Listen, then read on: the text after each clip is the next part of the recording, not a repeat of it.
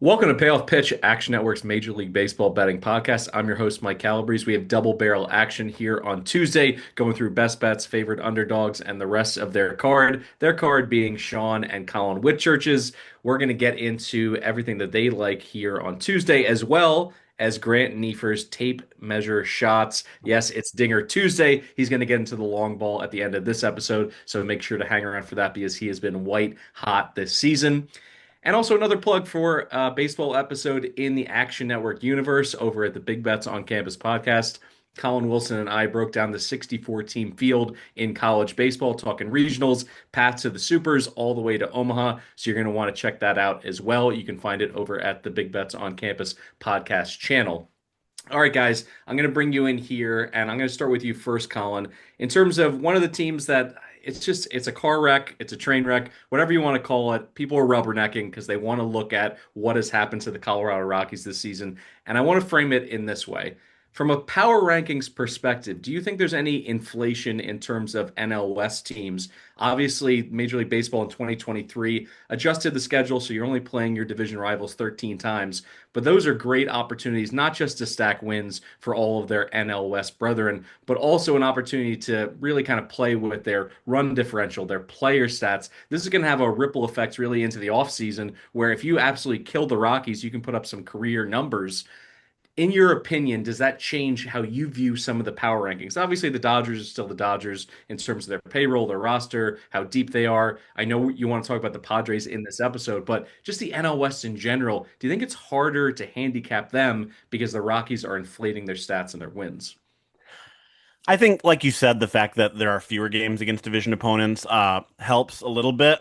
We saw it last year in the AL Central with the White Sox. A lot of people, the Guardians made the playoffs almost at the strength of their. Well, actually, they were the one team that the White Sox were beating, but the White Sox won like 4 or 5 games against. But the Tigers, the Royals, could credit a lot of their success in the regular season to getting to face the White Sox. But I think that if you look at these teams objectively, you can kind of suss it out a little bit easier in seeing like the true talent level of these teams. And we'll see, come playoff time, we'll be able to have a better idea of the true talent levels of some of these teams. Yeah, it's true that playing the Rockies might help the Giants or the Padres or the Diamondbacks sneak into one of these wild card spots. But I don't think that we will have too much trouble as handicappers necessarily in breaking down, the true talent levels of these teams because it's easy enough to kind of take the Rockies out of the equation there, look at how teams and players performed against the rest of the league because inevitably 12, 13 games is just kind of a drop in the bucket. Now, Sean, I asked Colin this question first because I assumed you're going to hit me with some even-handed, analytical, thoughtful response that over the course of the season it balances out, yada, yada, yada. Am I correct in that assumption that you figure that, there's bad teams across baseball? There's the Marlins, there's the White Sox. It happens. Sometimes schedules can be uneven, but over the course of the season, pretty much is a wash. I don't know. It seems like every year there are teams that are going to drastically overperform or underperform expectations. And over time, I've kind of just avoided betting those teams, mostly avoided betting the White Sox last season. And I really think I've only bet on the Rockies 2 or 3 times this year. I think I'm 1 on 2 on those bets. I definitely cashed one ticket on them at home. And I really probably only bet them 2 other times. I don't know if I've bet them on the road at all. And it's not like I'm showing value on them every day, like I did with the White Sox last year, and I've made some adjustments to the model since then, which have kind of created bigger favorites, in situations where they should be. So I think it's model adjustment partially is why I haven't bet on Colorado this year, but also, in situations where they've been a borderline play, I'm less likely to take them. I need to see a bigger edge in order to actually pull the trigger on the Rockies. Now, there's also a confluence of factors why you don't want to bet on them. Number one, they really only have 1 or 2 good starting pitchers. Chase Dollander going on the IL. We were betting him on the road. We were betting his unders on the road. He's not in there. So there's really maybe one guy you're interested in betting on. And that's a big maybe. The bullpen is terrible. They rank near the bottom of the league, both in terms of defensive metrics, but also offensive metrics. So there's really no positives you can point to in any game either. The line just needs to be off relative to market. You need to get an edge relative to how you often you actually think they're going to win these games. And by and large, I really haven't seen those edges pop up this season. So maybe if they continue to play this bad, as we progress into June, July, the dog days of summer, maybe you will see an overinflation or more of an overinflation in that direction. And we'll have to start taking the Rockies, at huge underdog prices. But there was even a situation, I think, where they were, plus 200 over, plus 200 at home against the Yankees, against the Phillies. I think on one of those games, I showed value betting Colorado, and I didn't ultimately pull the trigger. So, yeah, What's I've mostly avoided betting the Rockies this year and plan to keep doing it. But, if this continues for another couple months, I think you may see an overinflation what's consistently on the daily basis. what's particularly fascinating about the Rockies, which is isn't so much the chase for the worst record, which was set last year, or most losses rather.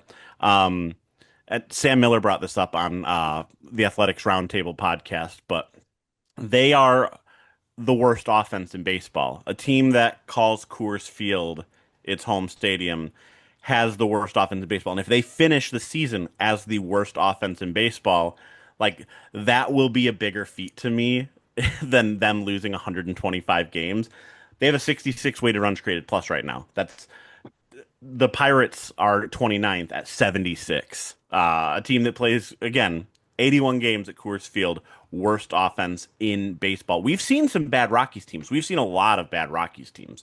Those teams are usually still pretty competent hitting the ball, and it's just the pitching issues at Coors Field. But this is the worst offense in baseball by far, and they play half their games at Coors Field. It's remarkable. Also, an organization that gutted its analytics staff a couple of years ago. There's very few analysts actually working in that front office.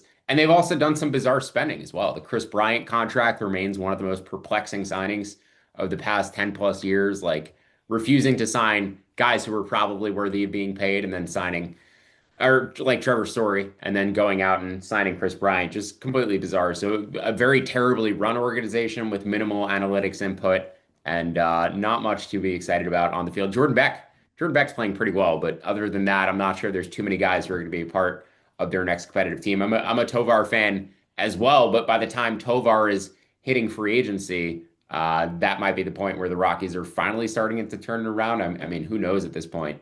But yeah, I don't think there's many guys on this roster that will be there the next time the Rockies have a winning record. The Ryan McMahon extension, you're talking about other strange spending. Yeah, Jordan Beck is pretty intriguing. Brenton Doyle obviously got off to a slow start this year after breaking out last year. Um, Yeah, the Dollander, likelihood though that Doyle, Tovar are both there by the time this team has a winning record again, I'd say are pretty low, right? Even though yeah, they're uh, 24, 25, 27, like is a 5-year window long enough for the Rockies to be good again? I'm not sure.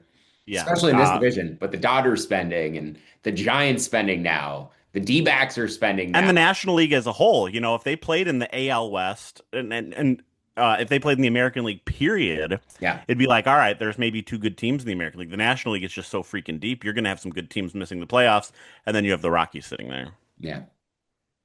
We turn now to your best bets. You're double dipping on this Royals versus Reds game, Sean. Let's get into it. Brady Singer finally pulled out of his nosedive, albeit against the Buccos. He had given up a long ball in 7 straight before that start against the Pirates. I did do a double take, though, on the Royals starter here. It's Daniel Lynch, who hasn't been a regular starter since 2022. His full-time move from the pen to the pen, I should say, has suited him really well, including his work this season. But now he's getting the ball to start this game. How many innings can we expect from him with a pitch count, probably a limit around 40? Yeah, I would say probably 2 innings once through the order if the Royals get what they want out of him. Just turn over the lineup once. So ideally, pitches 3 innings, gets all 9 outs, and gets out of there in under 40 pitches. More likely than not, he doesn't get through the third inning. Maybe he doesn't even get through two, but just get through the lineup once and then turn things over to the bullpen. The last time they did this plan with Lynch as the starting pitcher, bullpen game behind him, they went to Lynch for about an inning and a third. Then Clark for two, Zerpa for one, Cruz for two, Urseg for one, and then Jonathan Bolin for one and a third to close out the game. So they didn't even use two of their best three relievers, which is Schreiber and Estevez. So if they can get to the seventh inning, with a lead, using Lynch for two, Clark for two, Cruz for two, and then you go Urseg, Zerpa, or Urseg, Schreiber, and Estevez. That is a pretty effective starting pitching staff. And just using a new pitcher every single time you're going to go through this opposing lineup does give the Royals not a pitching advantage, but a strategic advantage, just in terms of never giving a hitter a second look. You can't do this every day with your bullpen in terms of not letting hitters get a second look at an opposing pitcher. But the days where you can do it, I do think it gives you a strategic advantage just because you're never going to give a hitter a second opportunity to face the same pitcher, not going to get the time through the order penalty. That said, the more arms you bring into a game, the likelihood that one of them blows up does increase, right? You're kind of rolling the dice, and every time the likelihood that they come up seven is going to happen at some point, and you're going to crap out. But I do think I would rather take the Royals bullpen and mixing and matching arms for the first 5, 6 innings of this game than pitching Brady Singer, who he has a career worst strikeout minus walk rate, a career worst called strike plus whiff rate. So both of those moving in the wrong direction. Called strike plus whiff, league average around 27%. Singer's at 29% before this season, down below 26% this year. So I think extremely discouraging with the new strike zone to see Brady Singer struggling to get called strikes and also struggling to get whiffs. And he's also giving up a career high barrel rate as well. So I think this was a guy who benefited from having quote unquote good control that didn't actually have good control. He just tended to live near the shadow zone a lot. He has to come into the zone a little bit more this year, and he's getting barreled up more. So I do not like Brady Singer in the new run scoring environment with the new strike zone. I think the metrics indicate that he's a guy who's getting punished for his command, and you're getting the Royals throwing out a new pitcher every 2 innings in this game tonight. Encouraged to see the market movement. I bet that's at minus 104. Projected it at minus 130. It's all the way up to minus 115. So I wouldn't bet it past minus 120, but I do like to see the market moving in our direction, especially after the Royals put up a bunch of runs on them yesterday. And then in terms of the under in this game, I made this total closer to 7.5. Really good pitcher umpire here in Ron Copa. Career 57.5% to the under across more than 500 games since 2005. A 10.4% ROI, just straight betting the under. He's worth about a 2% decrease to my run scoring environment in any given contest.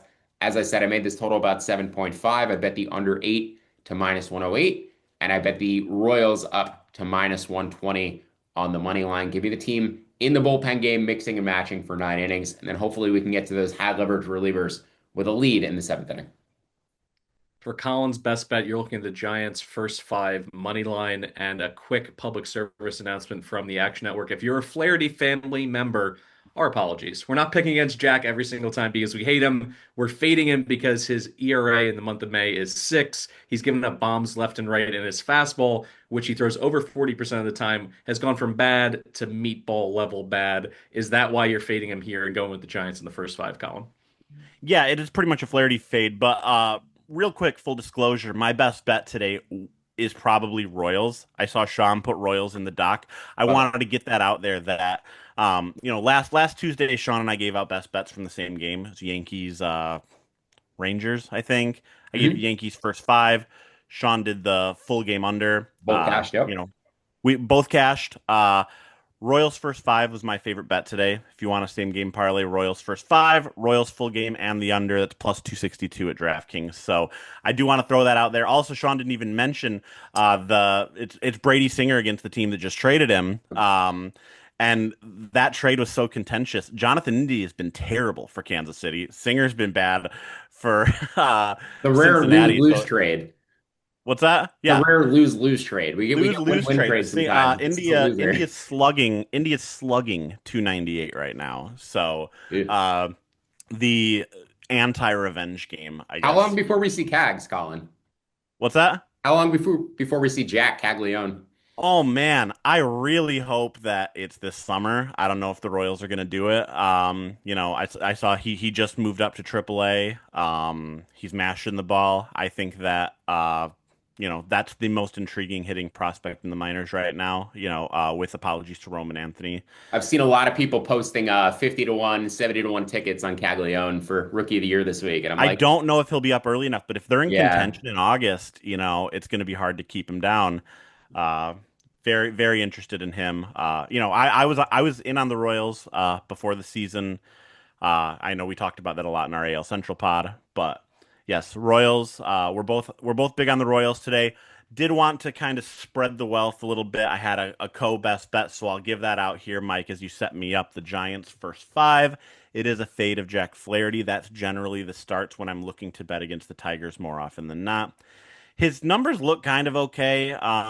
He's been surviving with a little bit diminished stuff. I think the Giants are a bad matchup for him today. His best shot at success is inducing whiffs, specifically inducing whiffs outside of the strike zone. He's inducing those types of swings at a reduced rate this year compared to the success he had last year in both Detroit and Los Angeles. The Giants' offense isn't something that excites me all that much. They have plenty of flaws, but patience is not one of them. I considered betting Flaherty over 1.5 walks. We'll get into my walk props a little later. It's about minus 170. I'd rather just bet against him and on Logan Webb for the first 5 innings. The Giants are around a league average offense against right-handed pitching, but they have the fifth highest walk rate against them. It's actually tied for third with the Yankees and Pirates, who we'll get to a little bit later. 10.1% walk rate against right-handed pitching. The Tigers are 8% better than league average against right-handed pitching. But I don't think the difference in offensive quality here is enough to counteract the difference in quality of starting pitching. So I like Logan Webb a lot. He obviously has, these little flare-ups from time to time, but he's about as consistent as they come in terms of a high quality, above average starting pitcher, ace level starting pitcher, like right below. We always see his Cy Young odds, I feel like, in like the third to sixth range. I don't know what they are right now, but he's always like right in that second division of ace.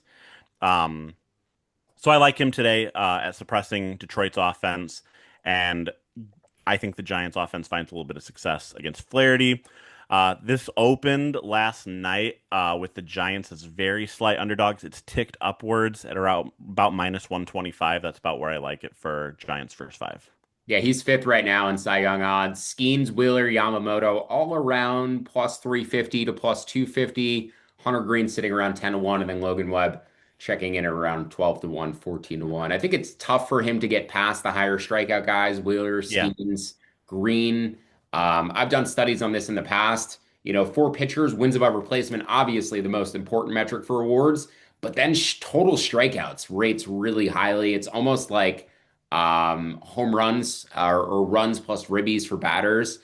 Voters really do like to see a big counting stat, when they're voting for something. I think that's what really helped Robbie Ray and Blake Snell get their Cy Youngs in seasons where they threw 170-ish innings because they still had 220 strikeouts even in those innings. So strikeout totals are huge, and I think that may ultimately prevent Webb from ever winning a Cy Young unless he has, a 2.2 ERA in a season with elite defense behind him. Not having that this year and getting above Skeens, Wheeler with the strikeouts is a little tough for him. So yeah, one of the best pitchers on the planet, just unfortunately is in an era where Zach Wheeler is like an all-time great and Skeens may be fun as well. Yeah, it's 3 straight years of Cy Young votes now. 11th, second, and sixth the last 3 years. I imagine we'll get another top five-ish finish this year, but he's just never going to quite have everything go right to be that number one guy. I want a book to open up like top 5 award finish markets for the Yes. future because everybody I bet finishes in the top Yeah. 3, top 5. I'm It pretty was good same at with identifying Sale. candidates. Sale during his peak in Chicago, it was like third, fourth, fifth, fourth, like every single year. I'll lay a bad number on it. Just give me like a plus 150 on a top 5 finish for Logan Webb, and I'll take it. Absolutely. Because I know he's not going to win, but he'll be in the mix every year. The WNBA season is tipped off, and if you're an Action Network Pro subscriber, our brand new WNBA projections are now available in the Action Network app. So whether you're looking to bet on WNBA sides, totals, or player props, you can get an edge with Action Pro projections. They're the perfect tool for your toolbox this season. If you aren't an Action Pro subscriber yet, you can get $20 off an annual subscription right now. Just visit actionnetwork.com/pro to sign up. That's $20 off an annual subscription at actionnetwork.com/pro. All right, we're back with your favorite underdog here. Sean, you are coming with not only the Rays at plus money, you also like the total in that matchup. We usually start with the pitchers when it comes to underdogs that you like, but Taj Bradley hasn't been anything special. I mean, that's to put it nicely. Whereas Joe Ryan, despite less than elite advanced stats on the bump, is having a career year. I get that the Rays are hot. They've won 6 straight, but why do you like the Rays lineup specifically against Ryan in this spot? Yeah, Toronto's offense ranks better this year than Minnesota's 16th versus 18th in terms of WRC plus, and they got Josh Lowe back a couple weeks ago. Since Lowe came back, they're 12th in WRC plus, a 108 WRC plus over that span. The Twins have been about the same they've been all year over the past 10 days or so, and they're currently missing Byron Buxton. And what that does is exacerbate the base running and defensive edges that Tampa Bay already has in this head-to-head matchup. 6th versus 24th in base running value on the season, 3rd versus 17th in terms of defensive runs saved, 6th versus 14th in terms of outs above average. So pretty clear defensive and base running edge for the Rays across all three categories. Buxton is the 3rd best base runner in baseball. He's also +3 in DRS and +4 in OAA. So he's the Twins' best defender. He's one of the best base runners in baseball. Rays already have an advantage in both of those categories. And I generally think, those are my hidden edges in my model in terms of base running, defense, projecting an edge on teams relative to market. I do think that's, where I find an edge oftentimes relative to what is out there. Now, I also like the total in this game because we have the wind blowing out in Tampa. We've discussed the wind a bunch there this year. 88 degrees, going to feel like 95 on the field given the humidity, and 5-mile-an-hour winds blowing out. Well, why does that matter? At Steinbrenner Field with wind in versus wind out, overs are 8, 8, and 2 this year when the wind is blowing out to left, out to right, or straight out. It is blowing out tonight.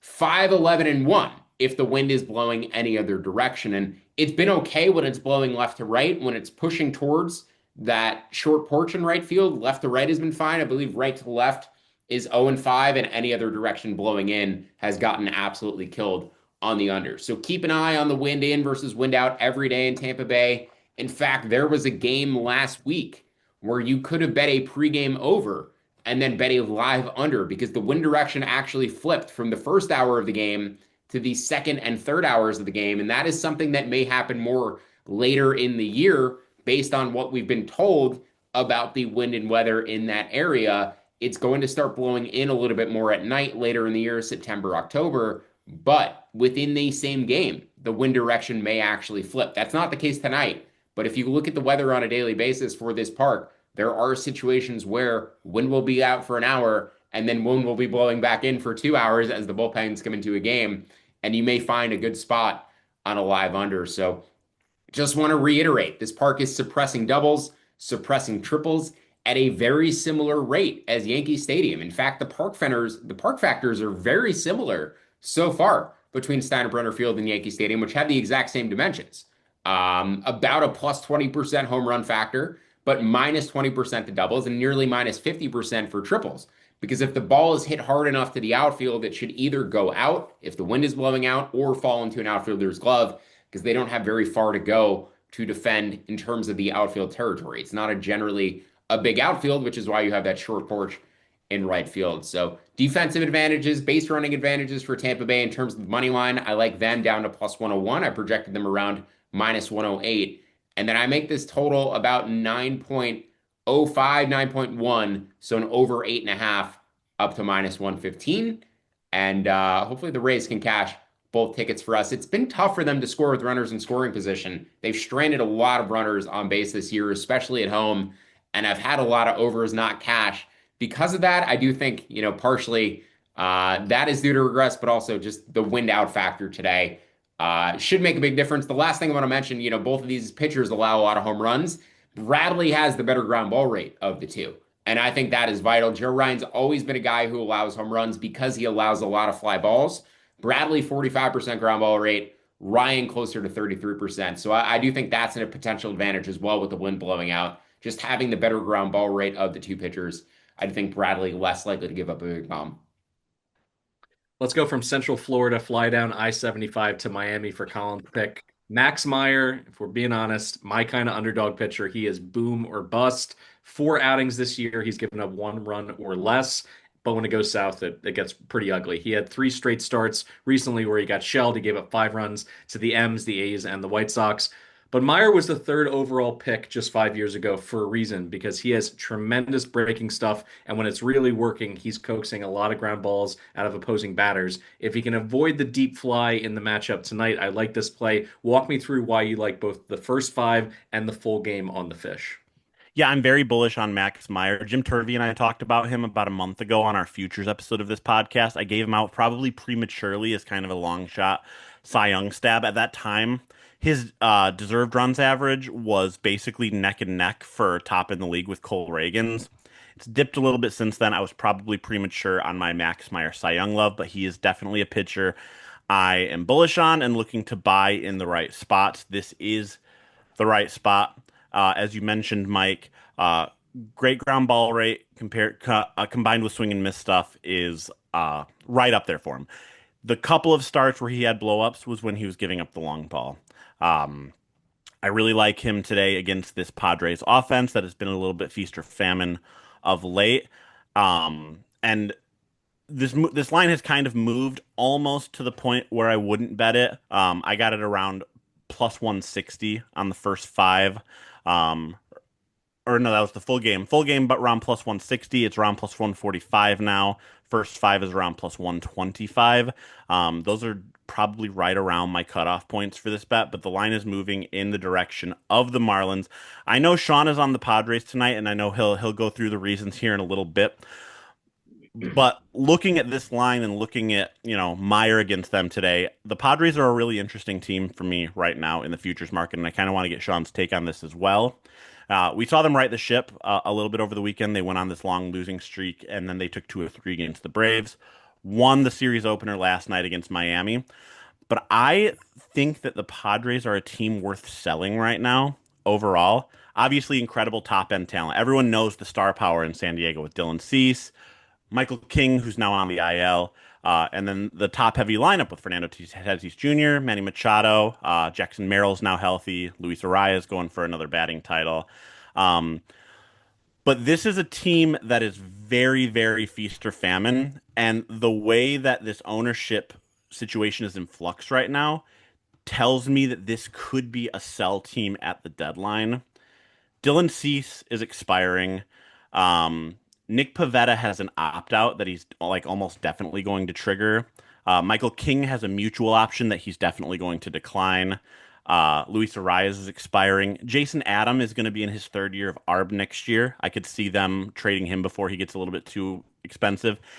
And they have nothing in terms of depth. Sean, I remember us talking a lot in the preseason about the Royals and about how they were essentially, you need more than 26 guys to have a good roster. And the Padres are running out amid their stars, also rans like Jose Iglesias, Tyler Wade, Martin Maldonado.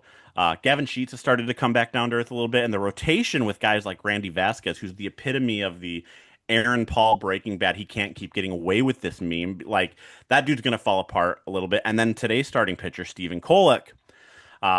Peter Seidler died. The ownership situation's a mess. There's a lawsuit right now between his widow and his brothers for control of the team. And the way they've set up some of these contracts structurally since Seidler's death, obviously they have Machado long-term, they have Tatis long-term, they have Merrill long-term. There were trade rumors about King and Cease in the offseason. This team is, right in the playoff mix, but they have nothing coming down the pipeline. They have a couple of decent prospects who are kind of far away. And if they end this season and get nothing for King, Pivetta, Cease, Arise, they're going to be in even deeper shit in the future. They're plus 110 to miss the playoffs right now at DraftKings. I haven't shopped around on this just yet because, again, I wanted to get your take on this, Sean. But regardless of tonight's matchup, I think that we're at a spot right now with the Padres where, maybe we missed the opportunity to sell on them when they got off to the scorching hot start. But as we get closer, we're about to enter the month of June. We're going to get closer to the trade deadline. The chatter's going to heat up. This could be a surprise sell team. AJ Preller's not going to sit on his hands at the deadline. We know that. But I don't know if he's going to get permission to buy. And if he doesn't get permission to buy, that's almost permission to sell because they can't do nothing. And I don't think that they're going to be able to buy. Yeah, so 2 things. Number one, articles yesterday about AJ Preller shopping for a left fielder and upgrading left field. So I fully agree with you in that this team is a good bet to miss the playoffs at this point. In fact, every single public projection system, Fangraphs, ATC, The Bat, Oopsie, Pacoda, all have this team below 50% to make the postseason. The highest is the bat at 47%, the lowest Pacoda at 42%. But every single projection system compared to plus 110 odds, even compared to even money, says there's at least a 3% edge on San Diego to miss the postseason. You look at how loaded the National League is right now, their own division. I think Arizona is going to play better the rest of the way. You have the Mets and the Phillies and the Braves, all on the upswing. And then the NL Central with the Cardinals in the mix besides the Cubs, the Reds playing pretty well. Like the National League is completely loaded. All it's going to take for one of these teams that's currently in wild card position is one big slide to put themselves out of the race. You mentioned all the guys who are expiring or could opt out this offseason. Preller doesn't generally get nothing for assets. He doesn't generally let guys leave for nothing. He likes to get something for them and keep rebuilding the ship, with different pieces every year and keep that depth coming. Leo DeVree, Ethan Salas, really their only two big trade chips. So if they're going to go out and acquire somebody, giving up two very highly regarded prospects who are both very young would seem to be another bold move that he would make, especially after James Wood. Looks like he's working out so well for the Nationals. They just brought up Robert Hassell. So I mean, that Juan Soto trade may ultimately haunt him. I don't know, the net negative of the moves Preller has made, maybe growing at this point, right? This Andrew Bogart's contract. I don't know ultimately how productive all of his trades and moves have been. They haven't won anything of significance. He has built very good teams. I mean, last year I thought they had the best team in baseball. And if you give them a 7-game series against the Dodgers, maybe they end up winning the World Series. But the depth was a major concern coming into the year. They've had pretty good injury luck. Tatis is still due for an injury at some point because he hasn't been able to stay healthy throughout a full season. He's averaged about 120 games each of the past 3 years. So an IL stint for a month, pretty likely for Tatis at some point. When do you time and bet against this team? I think you have two opportunities. The first is in about 12 days. On June 9th, the Padres start a run of 10 games, 3 at home versus the Dodgers, 3 in LA, or 3 in Arizona against the D-backs, and then 4 at Los Angeles against the Dodgers again. So a 10-game stretch where you're playing what I consider the two best teams in your division, 7 of which are on the road. I think that could be a good entry point to time against betting the Padres.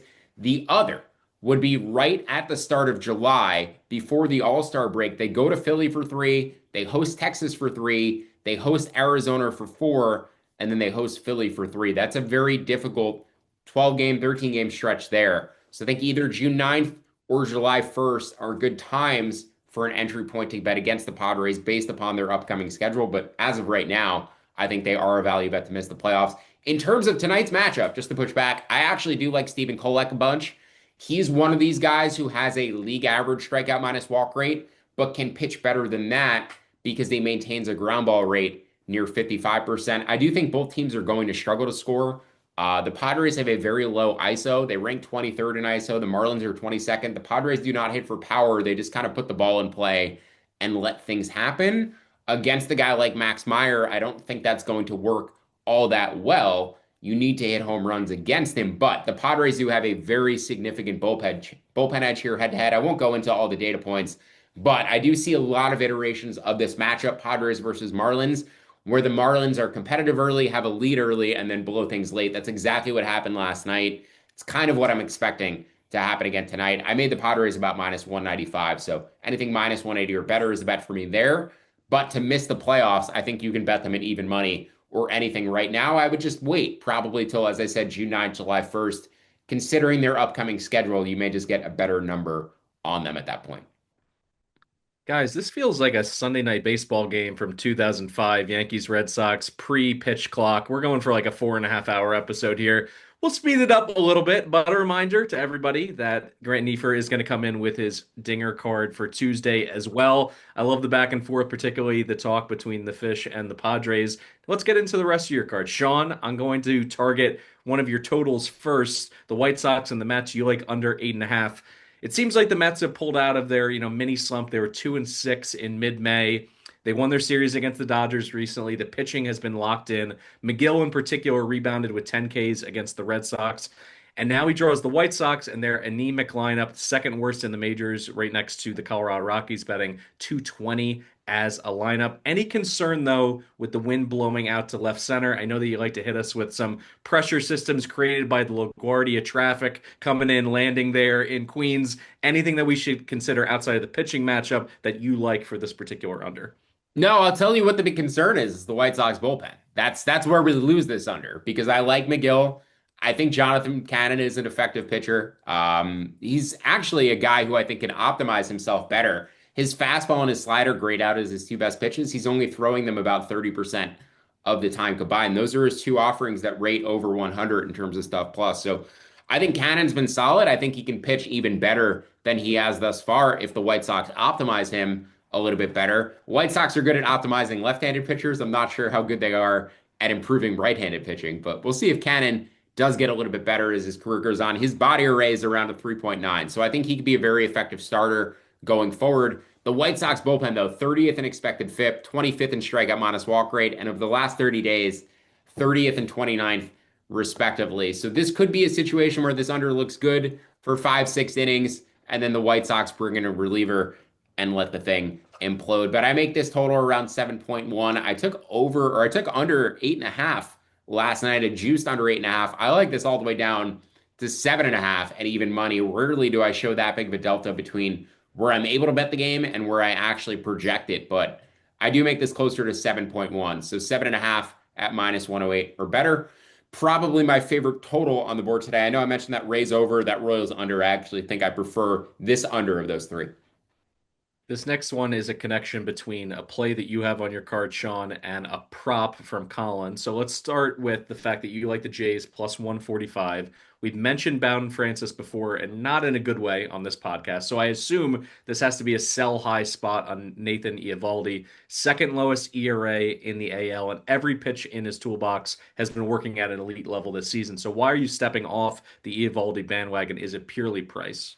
Yeah, it's purely price. I actually made this game basically the same projection yesterday with the Grom going against Gaussman as I do with Francis against Eovaldi, and I would have expected a bigger delta between Francis and Eovaldi. I guess not in terms of how I project them out, but Toronto has the much better bullpen, and they are both better offensively and comparable defensively. Oftentimes, when we're talking about me betting Texas against the team, it's due to the big defensive advantage. Number one in defensive run saved this season. Well, Toronto is fourth, and their teams are fourth and fifth in outs above average. So Toronto is the rare team who can hang with Texas defensively, but they have the better offense on paper and a big bullpen edge. Toronto is actually first in strikeout minus walk rate for their relievers, second in expected FIP. Texas closer to league average, 15th, 18th, respectively. They made a lot of offseason changes to their bullpen, ultimately has not really upgraded it as much as they expected. So late innings, I like Toronto to potentially pull ahead as long as they can keep things close with Francis early. That said, I think he could be a BABIP suppression guy. I've mentioned that in the past, but he's giving up runs in every start. He looks a lot worse than he did last season. So yeah, mostly betting on Toronto's offense and bullpen here. Not so much Bowden Francis, but yeah, I was surprised to find that I made this game basically the same line as I did yesterday. Same price target, projected it both around plus 122, took Toronto around plus 140 both yesterday and today, and said to bet them down to plus 133. So just the numbers play mostly, but I think this Texas lineup without Seager in there is just very difficult to score. And they're bringing up guys. They're making desperation call-ups at this point. They're bringing guys up, from AAA, 21 years old up from AAA just to try to inject anything into their offense. So they're starting to get a little desperate, which makes me concerned having Texas futures. As I tease, Collin, you got pitcher props here. You like under 1.5 walks for Bowden Francis here. He's someone who can lose the strike zone from time to time, but when you look at his overall pitch count in most of his starts, he's going to land between 80 and 90 pitches. And for that reason, he's about 50-50. He's gone in both directions on the over-under in 10 starts, 5 and 5. But you like the under here. Why is that? Yeah, I'm looking at a little bit of positive regression from the free pass perspective. He walked just 22 batters in 103 innings last year. He's at 16 already this year in 50 innings. He's a solid control guy. He's going against the least patient offense in baseball today, the Rangers. The Rangers have the lowest walk rate in baseball against right-handed pitching, and that's factoring in the fact that they normally expect to have Corey Seager in their lineup. They don't have Corey Seager right now. That makes them even less patient. Uh, so I think we're getting good value from the market right now. And Francis, who walked, he actually went 5 straight games earlier this year where he walked one or fewer batter. His last 2 starts, he's walked 2 and 3 respectively. So I think he gets back on track from a walk perspective today. Under 1.5 at -160 is what I like there for Francis.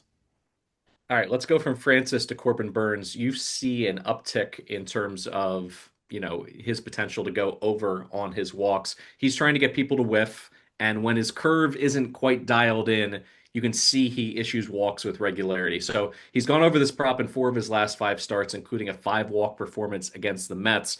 Not only do you like the over 1.5 here, could you make the case for maybe an alternate if you can find that market for 2.5?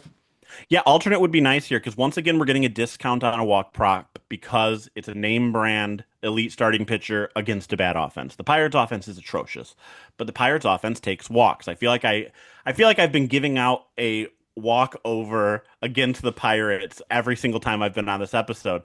You mentioned Burns' walk trends, and I'll go even a step further. 7 of 9 starts this year, he's walked 2 or more batters. I think he continues that trend today. The Pirates are 21% worse than league average against right-handed pitching, but it's not for lack of patience. I mentioned earlier the walk trends for the Giants, and they're tied with the Pirates. The Pirates have a 10.1% walk rate against right-handed pitching. That's tied with the Yankees and the Giants for third highest in all of baseball. Burns has been wild. Sometimes he's effectively wild, but the Pirates offense, for as bad as it is, they are patient. At over 1.5 at -145, I think is an incredible discount. And yeah, if you want to look at alternates out there for 3 or 4, it's worth a shot. I'm not going to be quite that bold myself, but sure, what the hell? Throw some couch change on it.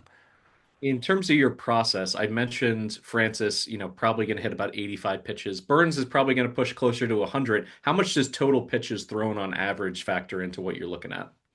Not necessarily total pitches so much as the confidence that they are going to have the confidence of their manager to go deep into games. And uh, uh, sometimes the fact that you're facing a good offense or a bad offense can work in our favor here because Burns is going to be given the opportunity to pitch out of trouble, and he's probably going to pitch out of trouble a couple of times. And if he goes into the 6th, 7th inning, he walks a guy early sitting on 1 walk, and they throw him out there for the 7th inning at 90 pitches or whatever because he's been effectively wild. Yeah, you just need that one more walk late, and you know that Burns is going to have the confidence in his manager, the big contract, former Cy Young winner, again against a bad offense, and you just need one wild at bat, one patient hitter, to clear that over in those late innings. I just want to Right. throw out a piece of analysis that I think about with pitch count and pitcher usage and bullpen usage that not everybody necessarily may look into. Does the team have an off day in the next couple of days? Do they have an off day tomorrow? Do they have an off day Thursday? The D-backs do in this instance. It's not something that's like particularly influencing, how I view Burns pitcher usage today.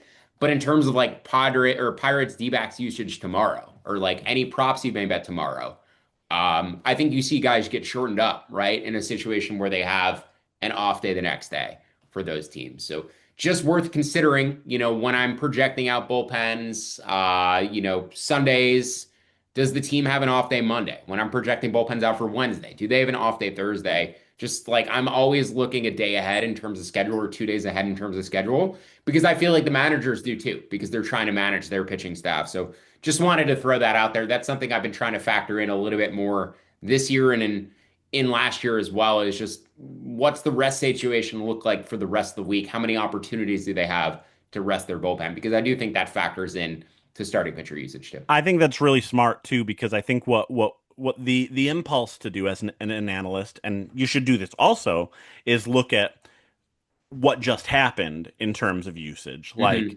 Hmm. you look at the Diamondbacks bullpen usage, which their bullpen is an interesting dilemma to begin with. They just got Martinez back. They're still without Puck. And they're not going Um, to pitch Martinez 3 times in 4 days, right? So he's yeah, probably unavailable tonight, which means Burns goes a little deeper. So exactly. And Ryan Thompson pitched yesterday as well. Obviously, he has the opportunity to he's a workhorse. They haven't used Shelby Miller in a couple days, who was pretty solid filling in for Martinez while he was out. But yeah, you look at what happened in the past, but you also look ahead to the future because you know that's what managers and that's what coaching staffs are doing as well. Let's close out your card here, Sean, and over between the Dodgers and the Guardians sitting at 8.5. Dodgers road trip continues here in Cleveland. Tanner Bybee, who's been pitching well for the past month. The only caveat is he's been giving up a lot of fly balls, and two left the park in his most recent start against the Reds. And we got some serious wind pushing to left center. Dustin May has also been taking yard 5 times in his last 4 starts. Do you think the long balls are going to power this over? yeah, Dustin May is another guy who I can't ever get right. I bet the over, he throws 7 shutout innings. I bet against him, he throws 7 shutout innings. I bet He's on. your Andrew Abbott.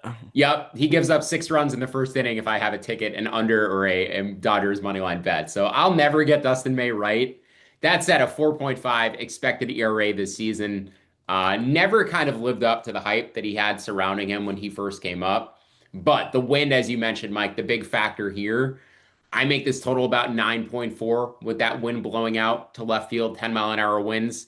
I bet the over 9 to -105. Don't have a ton of analysis on this game. Nothing I'm particularly excited about. I do think Bybee got hit a lot harder earlier in the year. He started to mix in a cutter, which is inducing a little bit more weak contact, but he remains homer prone and May giving up a home run rate above 1 this season as well. So even though he has the ground ball tilt, I think he can be taken advantage of too, especially by a higher contact offense. But yeah, nothing I particularly love in this game aside from the number. So over 9 up to -105. I think you could still get over 8.5 at current price.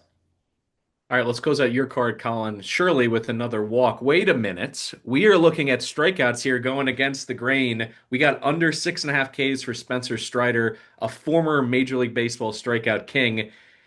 I find this to be interesting because of the injury factor. He comes back from that hamstring injury. He only strikes out 3 in his return start, and now he's up against the Phillies at Citizens Bank Park, and they're top 10 in the bigs in strikeout avoidance. So talk me through the fundamentals of this one. Yeah, you're not going to find a bigger Spencer Strider fan than me outside of Cobb County, probably. But he's being priced like an elite strikeout arm right now, and that's just not what he is yet, coming back from that internal brace. His velocity was down in his first start about a month ago. It was down again in his first start back from the hamstring injury. I fully believe he'll return to form, but it's a slow buildup from that internal brace. He's 13 months removed from it right now. And I'm going to bet against him in the K market until we see it. Under 6.5 is being priced at essentially like -115 right now, and I think that's really solid value considering what we're seeing from him. Strider, for as amazing as he is, he has a very thin margin for error for success. He's essentially a two-pitch pitcher. And so his velocity's down. It's still above average when it's down, but it needs to be plus plus for him to have that elite strikeout stuff with the repertoire that he has, and he's just not right now. It's not plus plus. It's going to be interesting to see how deep the Braves let him go also in just his third start of the season, his second start back from a hamstring injury, which came a month after he was 12 months gone from, again, the internal brace. So, again, I think that we'll see Strider get back there eventually, but until it's back there, until we see the velo back at full strength and we see him in full fire-breathing dragon power, I'm going to be looking to fade him in the strikeout market. The fact that it's set as high as 6.5 without heavy juice on the under is really surprising to me. So I love that bet today. Just want to quantify that in terms of numbers. So Strider 2 years ago and career 117 stuff plus, 107 last year, 98 this season. Body array has gone up from 3.2 to 4.04 to 5.3 through 2 starts, and called strike plus whiff rate. As I said, the league average around 27%, gone down from 34% to 30%, and now 26.7% this season. So across the board, Collin talking about like decreased stuff, decreased velocity. It's very much reflected in the pitch following metrics too. I think Strider is a guy to avoid right now. I would bet the Braves at even money. Technically, I make them about -108, but I'm hoping that number does not get there. It actually got to even money and then bounced back up to -105. So somebody likes the Braves today.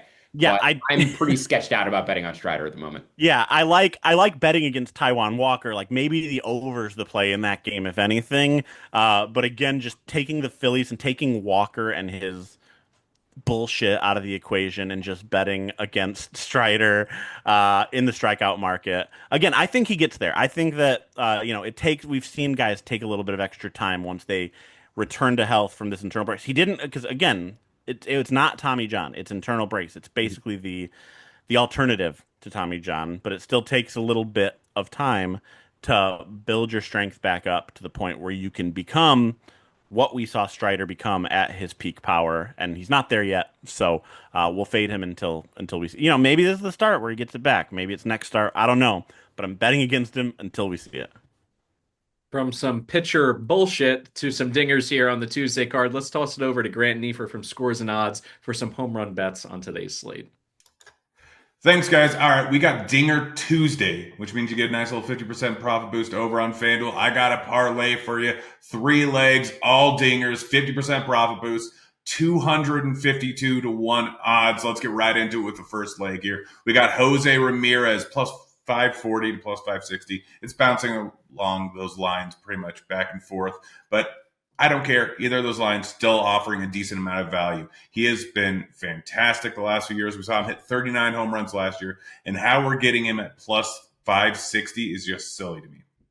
Gets a matchup versus Dustin May. Dustin May is slightly below average. It's average matchup for lefty power. The ballpark, good for lefties. The weather, maybe a slight decrease, but right around average. So all these are pretty much just an average matchup, and we're getting a guy who has 10 home runs on the season and 39 last season at plus 560 odds. I'm going to take that every time. This is a price play. Next up, we got Royce Lewis. And so far this season, he has not been great. Only 1 home runs in about 18 games. But the price here sitting at around 420 to 440 over on FanDuel is too good for me to pass up. He gets a matchup versus Taj Bradley. Bradley has been massive reverse splits his entire career, giving up boatloads of bombs to righties every single year he's been in the league.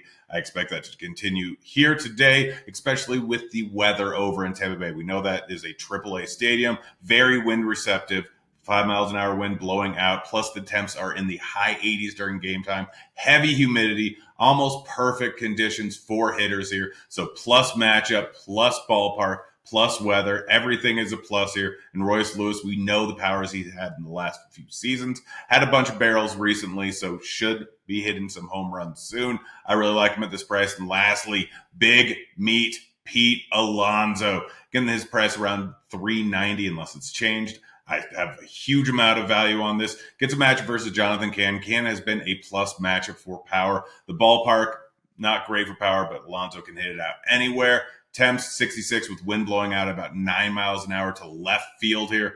Alonso, been cold recently, but you look at the underlying barrel number, still at around 17% on the season. One of the best of his career. The bombs are going to be coming soon. And we got the White Sox bullpen behind it. This is just all over a great spot for him at fantastic odds of plus 390. So parlay them all together with a boost. You get 252 to 1 odds. I love it today. I'm out of here. Like it. That'll do it for today's episode of Payoff Pitch. Thanks for tuning in. If you'd like to tail some bets that you heard from Sean, from Collin, from Grant, look for the quick slip links in the episode description. Don't forget to download the free award-winning Action Network app and leave us a 5-star rating and review wherever you listen to the podcast. Also, check out the Action Network Discord. There's a link in the episode description of this podcast. We'll be back on Friday with more best bets in the bigs. For Sean Zerillo and Collin Whitchurch, I'm Mike Calabrese. Thank you so much for listening to Payoff Pitch, Action Network's Major League Baseball betting podcast, and best of luck with all your bets.